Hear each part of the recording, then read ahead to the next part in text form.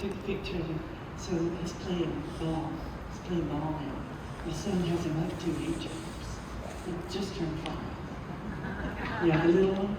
He just turned 5. He's playing with 6s and 7s. So he's playing coach pitch instead of t-ball. Because back when his older brother Tristan was starting to play coach pitch, I was in the backyard pitching to him. And Jay said, I'm pitch. I want to do it. I'll hit. I said, okay. So I gave him a bat and set it up there. And I said, okay, man, let's go pitch it. So I put the tee up there, and he said, no. So I said, well, I'm going to pitch it to you. So I pitched him that ball. He banged it back into my shin so hard I had seams on my shin. I said, okay. He is going to be an athlete, I'll tell you what. He hits multiple home runs every single game. Every time he gets up the bat, he hits a home run. And the other day he was in his baseball picture and they said, we're going to send a little video to Grandma. And he goes, every time. So, just a wonderful thought. So the title of my talk is, You Are Worthy. Accept all your good. Are you doing that? And as I was preparing my message this week, I wrote over in the margin, S-T-O-P. I know I've shared that with you all before. Stop. Stop what you're doing. T, take a breath. O, open your heart.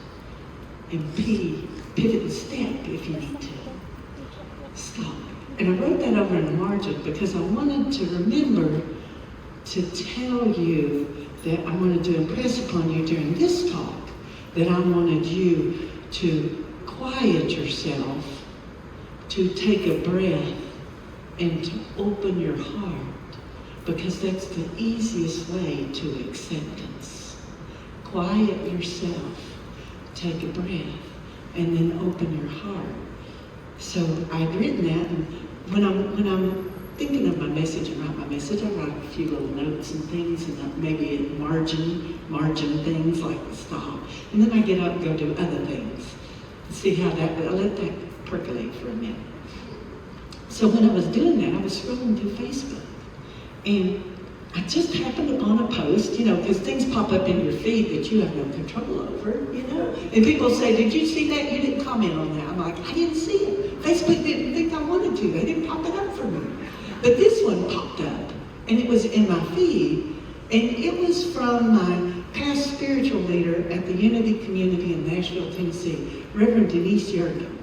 She's now retired, and she is now my mentor as a minister. And she had a post that said, the best way to live, quiet my mind and open my heart. God. Wow, I love God. I love how Spirit brings me to balance through synchronicity, because simultaneously at the same time, I was writing what I was writing in my margin to remember to impress upon you to quiet your mind, to take a breath, and to open your heart. The spiritual leader that I respect most in the world was making a post on Facebook to say the best way to live is to quiet your mind and open your heart. Wow. I'm so grateful and thankful for her as my mentor, and I am so inspired and encouraged by each one of you. Or misbehaving Mimi, all of you, each and every one of you, because I can look out at you and I know each and every one of your story. I know that, and that's so wonderful.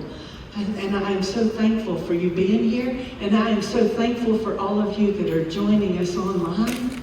Thank you so much for being here. And it's no accident. It's by divine appointment. It's no accident that you are here. It's by divine appointment and that synchronicity.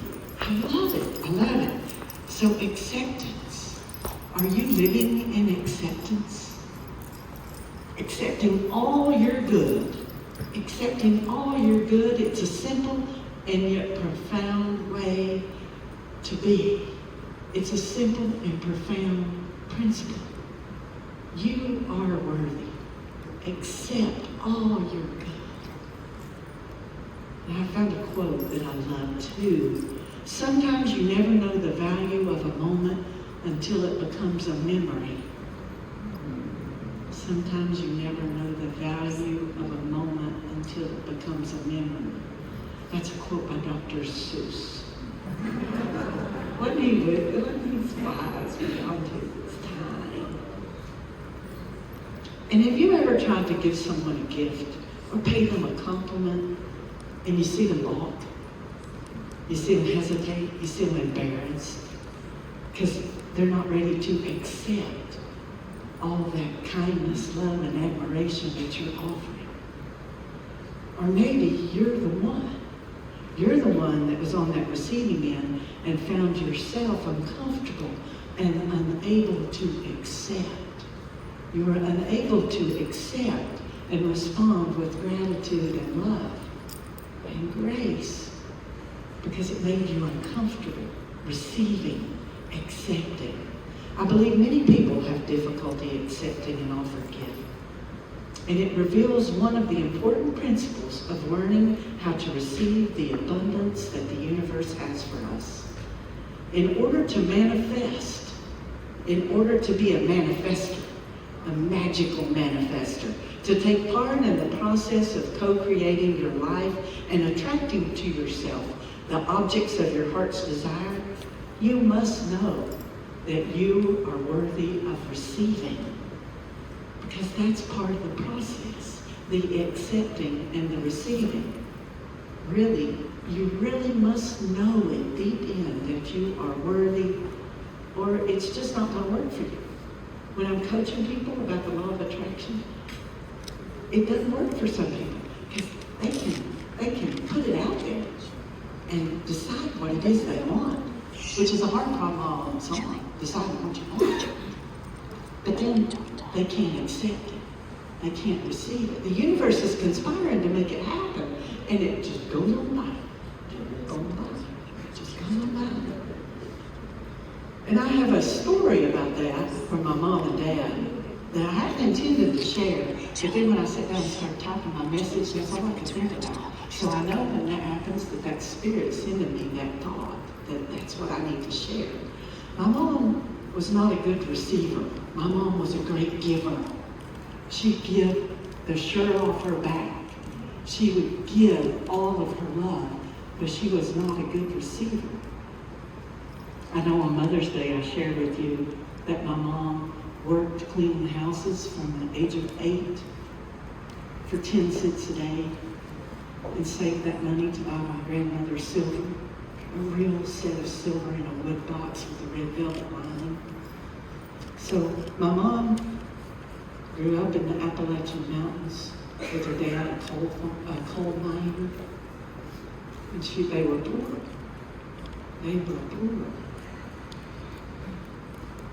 So my mom was never a good receiver. I think, looking back on it, my mom probably felt like she wasn't worthy to receive. It was too fine for her. And I've shared with you all that I grew up on that tobacco farm. I grew up on that tobacco farm. But then when I was like in 6th grade, we moved to town.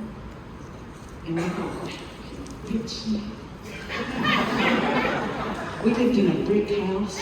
It was a tri-level in a subdivision. I thought, we are rich. And my mom and dad had started their own business and were successful. They did petroleum equipment. Yeah, that's neither here nor there. They were selling widgets or whatever, but it was petroleum equipment. They sold the nozzles and the pumps and the tanks and everything it takes for an oil company to create a gas station. All the pieces and parts of that petroleum equipment. So my dad, great salesman, and my dad got the contract with Gulfport Corporation out of Texas to supply them with hose and nozzles, then you pump your gas with. And that's when automatic nozzles would just come in. Once you just flip it a little bit and it just goes in and stops. I can remember that because that was my world and that's what my dad did. He got the contract to sell those all across the country to oil corporation. So their business grew overnight to big success. And they got that contract sometime in the fall. And I believe I was probably 13, 14 maybe, when all that happened, came to be. And when it was Christmas that year, Daddy took me to the store with him. And I thought, you know, because it's about the 23rd, you know, it's really close. Christmas is really close. I thought, why is Daddy taking me to the store? And then we go to the mall, because we had just gone to the mall. We went to the mall, and he took me to the fancy store, you know, because I'm from the mountains, and we have one high-end department store. You know, we didn't have a Macy's or a Bloomingdale's or anything. We had Parks Belt. That was our high-end. So Daddy took me into Parks Belt, and I thought, wow, Daddy taking me into Parks Belt, because I was always Daddy's little shadow. You know, if Dad was doing a plumbing job or whatever Dad was doing, I was looking right over his shoulder, watching him do it, holding tools for him, handing him tools. It's like scalpel, yeah, wrench, yeah, hammer, yeah. That was me. I was always there. So I'm thinking, why's Daddy taking me into Parks Belt at Christmas time? You know, I had no idea. And we start going in, and then we go back to that corner where they got the fancy stuff. You know, like wedding dresses and hanging gowns and everything. Because I was a skinny little tomboy. And I thought, what are we doing? What are we doing? Then we went on past those, back into this private area, you know, a circular area. And the lady, Dad had already been there once, but he needed me to be his size. Because by then I was as tall as Mama, maybe a little taller. So they came out and they brought this coat. Daddy, they had me put it on. Oh, this is the most soft, most luxurious thing I've ever seen and felt in my life. Daddy was making sure it was long enough to cover Mama's dresses. So they boxed it up real pretty, and on Sunday morning we all got our presents. And then I'm like, Dad, where's that special present? So Dad goes and gets it, comes out, and he brings it out to my mom. And my mom opens it up and takes that coat out of the box. And she said, Vanoy. That's what Dad said. Vanoy. I can't accept this. We can't. There's no need for me to have this. And she put it right back in the box, boxed it up, and sent it away. Because she thought she wasn't worthy of that. She didn't have anywhere to wear that. She didn't. And my dad was so proud that they were at a place in life where he could afford to walk in and buy that coat for my mom. And but my mom wouldn't receive it, and then I went after Christmas with my dad to take it back. And I know it broke his heart. I could see it all over his face. But my mom just wouldn't accept it. She wouldn't accept that gift. So I made it a life goal right then to let my mom know she was worthy. She was worthy. So in the final years of my mom's life, I left Florida, went home to Tennessee for 2 years, and lived with my mom to take care of her those last 2 years, because I wanted my mom to know, you are worthy. You are worthy. And I want to teach you. I want you to see that you are worthy. Beyond all measure, you are worthy. I want you to see it for yourself and know it in your heart. You are worthy of abundance, and you are worthy of receiving all of your good. When you know that you are worthy, your self-esteem comes from within. I am a child of God, and I am worthy. That's all it takes. I accept who I am, who I truly am. I take full responsibility for my life and what I am co-creating in the world.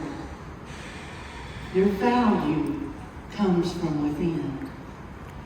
Your value comes from the fact that you are a divine child of God. Your value does not come from the outside, not from your job, not from your education or your degrees, not from who you know. That may be influence, but that's not value. When do you feel valuable? When do you accept that you have value? Are you measuring your value by the money you make?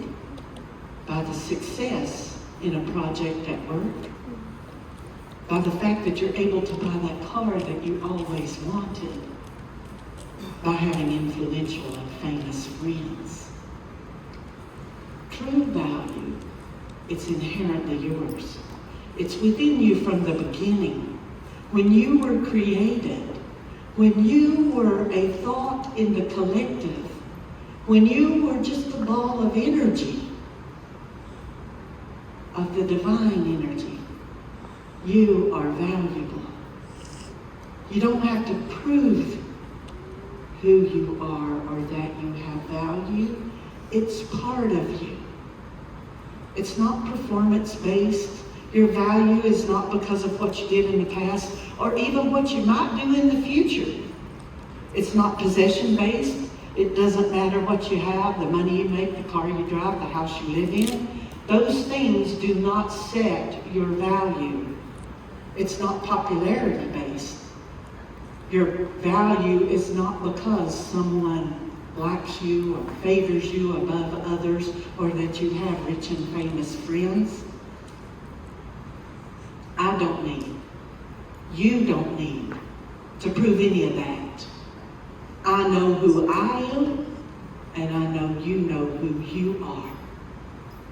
We are a divine child of God, and we are worthy. Maybe you feel it, and maybe you need to level up. I want you today to level up to the vibration of that. Woo! Up level your vibration with intention and attention. The Spirit of God, our Creator, is infinite.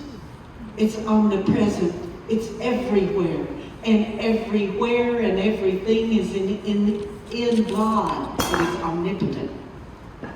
You have the frequency of God in you. Accept that. Accept that and know that you are worthy. Accept that and allow your frequency to come into alignment with your source energy right now in this present moment. Let's have a moment of enlightenment, a moment of revelation, a moment of aligning with your soul and with your source. Align to the vibration and the frequency of source energy. That is where your value is. Be a metaphysician. Be interested in raising every area of your life to that frequency, to that vibration. We magnify it into every area of our life as metaphysicians. Accept even just a little tiny bit of that. Just a little tiny bit of that idea or that thought in your mind, and your life will change. Your life will change here and now. Your life will change today. You will stop being a reactor, and you begin to show up in life as a metaphysician, a metaphysical person, a spiritual being vibrating at the frequency of your Creator and Source. Be loyal to your own self. Be loyal to your own soul. Acceptance of that. Worthy of your own soul. You are worthy of that. And if I'm going to be loyal to my own soul, I'm going to know that I am worthy. I am a divine child of God. Be loyal to your own soul. Uncover your own strengths and flow with that. Uncover your strengths, whatever they may be, not the person next to you or the person you work with that you admire. Uncover your strengths, because each and every one of us is created unique and individual. We have our own strengths in our own soul. Are you sleepwalking through your own life? Or are you living with intention, with purpose, living on purpose? Are you accepting and allowing Spirit to work in your life? Allowing Spirit to flow in your life without attachment to a particular outcome. God is limitless. Source is unbounded. The possibilities are truly infinite. Don't put your limits on God. Don't put your limitations on our God. Allow Source to bring you what you want in the way that is best. That's acceptance. Because that way may or may not be the way you thought it should come or the way you wanted it to come. It may not be the way you had it all figured out, the way you had it all planned for. That is acceptance. Accepting it the way it is and knowing that is the way it is supposed to be. Up-level your vibration and your frequency. Answer the call to your higher purpose. You know, the story of the formation and the foundation of this spiritual community, of unity of Gulfport, is that exact story. We didn't set out to create a spiritual community. I simply answered the call of a friend to come and deliver a spiritual message in a backyard garden, and 40 people showed up to listen, to be there. And then out of that was birthed this amazing tribe and this amazing spiritual community. When you allow Spirit to be the architect, your life will become something amazing. And first you must approve of yourself, just as you are, right here and right now. Love yourself. It's the one thing that is so incredibly powerful. Love yourself. The one thing that works to attract the life you desire and the life you deserve. Love yourself. You are worthy. Stop trying to control everything. I need to listen to that too. Stop trying to control everything. Let it unfold. Source will bring it to you. Let the magic happen. And see the magic happen. Accepting and allowing life to flow, allowing life to work to your advantage. Living in acceptance is a knowing that all is as it should be. The Spirit is driving that bus or driving that freight train that we're all hanging on for dear life riding. Spirit is leading the charge. That you state your desire, you speak it into the universe, you imprint those words onto the cosmos, and then you need to release it and let it go. You say what you want, and then you release it. You release it and accept that the universe is conspiring to make it happen. And in that acceptance, you are allowing it to come to you. Acceptance, for some, is the hardest part of being a manifester. Acceptance, because it means we have to let go. But we have to let go of that dream. We have to let go of that desire that we so dearly want. We have to let go of it without attachment. We have to let go of it with no attachment for how it's coming. But it's my dream. It's my desire. Why can't I have it the way I want it? Because you are limited, and Spirit is limitless.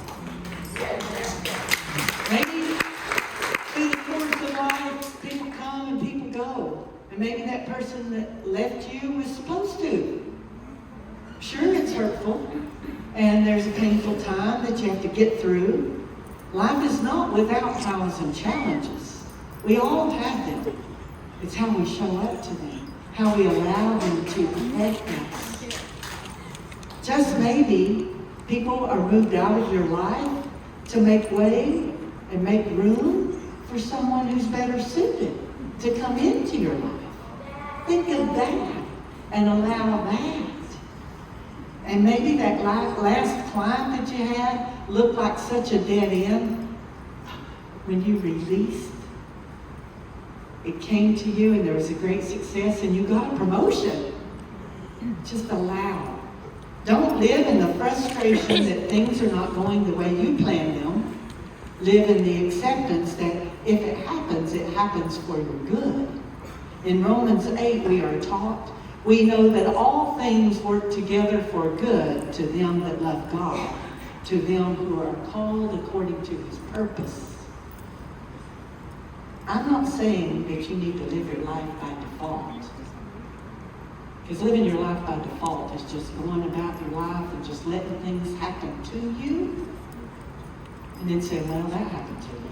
What am I going to do about that? No, you're reacting to what is just randomly coming to you. I'm saying you want to live an intentional life. You want to live an intentional life, co-creating with intention, but then releasing how it's going to happen and accepting the way Spirit brings it to you. And sometimes it might be that it's the answer's no, that was not for you. But I'm telling you what, if the answer is no, that's not for you, what is for you is much better. What is for you is coming and it is much bigger and much better. And you just needed to clear that out. You needed to clear it out. Because there is a quantum truth. Deepak Chopra says, quantum physics is not only stranger than you think it is, it's stranger than you can even think. I like it. Gives you permission to not have to figure it all out. You know? He says, it's not even stranger than you think it is, it's stranger than you can even think. Accept that who you are in that still small space is who you really are. Allow that to be your reality. You are the energy and the vibration and the frequency of the divine that is in that still small space, right there with you all the time. And there are two basic types of people. No limit people and more people. Which are you? More people live in lack. More people have things, and more people want more. And no matter what they get, they want more. They get what they thought they wanted, but then, oh, but I need more. They need more all the time, because they're always living in lack. While no limit people live in acceptance. No limit people accept. More people are always looking for more. No matter what they have or what they achieve, they always want and they always need more. Are you a more person or a no limit person? No limit people accept themselves, and no limit people are the abundant and successful people in this world. Which are you? What is your true nature? Which are you in that still small space? That still small space in there where only you know you. God knows you, and you know you in that space. And some of us do share it with those that are really close to us, but a lot of people, nobody knows that person. Who are you? The real you. Not who ego says you are. Not who your spouse says you are. Not who your boss says you are. Not who anyone says you are. Who do you know yourself to be? Who does God know you to be? Be that. Accept who you are and be that. Now some of you might be saying, oh no, Reverend Kimberley, I can't be that. That's just who I am when I'm meditating, or who I am on Sunday. That's not who I am out in the world. I'm different when I'm here. I'm different when I'm meditating, when I'm chanting. I'm different. I can't be that at work. But maybe you think you have to be that way because all those people want you to be that way, or think you need to be that way. But that right there, that is the struggle. That is the challenge. That is the incongruence. Living your life out of alignment with who you really are. It creates stress. It creates misery. It creates pain. It creates depression. Living in that space, you are edging God out. You are living in ego, edging God out, and it will make you so frustrated. And I have to give props to Wayne Dyer that edging God out ego is his. I am a no-limit person. I am living my true nature. What you see on me on Sunday is what I am on Monday, Tuesday, Wednesday, Friday. What you see of me right here and right now is what I am if you see me out at Neptune's having dinner. If you see me in all these at the grocery store. I saw Sean. Where's Sean? I saw Sean yesterday at all these. And oh, it's Reverend Kim. And we had a wonderful conversation. Yes. And you know, in high school, one of my nicknames was Smiling. Imagine that. And the picture that hangs in the rotunda in front of the gym, in the Hall of Fame, is a picture that my smile is so big. You know, my smile is so big that someone wrote my annual, 32 counting. I think they meant that to hurt my feelings because I was smiling so big you could see even those back teeth, you know. You'd see all 32 of my teeth. So I think they meant that to make fun of me and to hurt my feelings. But no hurt feelings here over how big I smile because it is my true nature. And my smile is me radiating my God self out to everyone, to the world. I love my smile. And I get an acceptance. I claim the freedom to be true to me, true to source, because that's who I am. So I'm telling you now, be true to who you are, be true to source, and be you.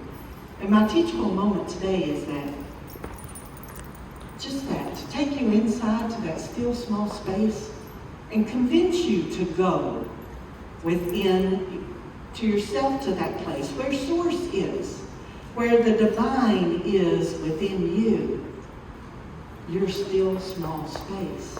That place where you are able to emulate the divine. That place where you are the frequency of source. You are perfect just as divine source is perfect.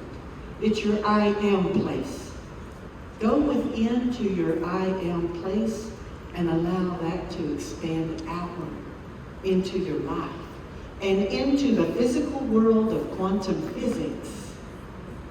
Expand it out from your heart, through your eyes and through your smile, to know that you are energy and all that is energy.